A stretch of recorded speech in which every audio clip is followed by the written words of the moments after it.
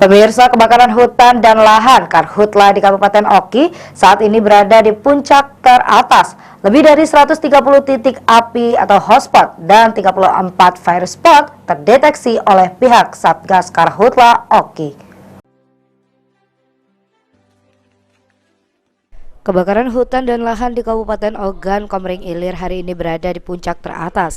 Lebih dari 130 titik hotspot dan 34 fire spot masih terdeteksi oleh pihak Satgas Karhutla Oki.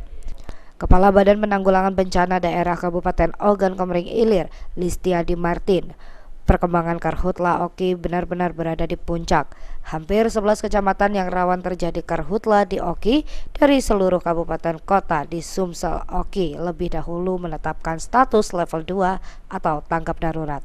Hal ini dimaknai keharusan penguatan pasukan dalam penanggulangan Karhutla. Ini seperti yang sudah di puncak-puncak, hari ini terpantau 130 lebih hotspot. Fire spot 34 hari ini.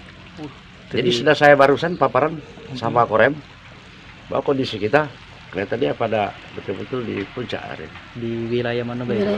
Di wilayah tersebar di seluruh hampir di 11 kecamatan. 11 kecamatan yang rawan Karhutla. ISPU kita berapa, Pak? ISPU di bawah 100. Masih normal, sudah aplikasi real, koordinasi sembarang waktu, masalah operasional. Jadi seluruh perusahaan-perusahaan yang berada di seputar Jalan Sepucuk, termasuk perusahaan-perusahaan yang rawan, itu memang sudah komunikasi per menit, per jam. Operasi dalam rangka, terutama masalah penanggulangan. 17 kabupaten di Oki, di Sumsel, Oki lebih awal menetapkan status level 2 atau tanggap darurat. Tanggap darurat ini dimaknai oleh penguatan pasukan. Ditambahkan Listiadi untuk indeks standar pencemaran udara atau ISPU di Kabupaten Oki saat ini masih di bawah status. Pihaknya mengklaim belum ada ancaman berarti terkait asap, namun ancaman api masih signifikan untuk saat ini.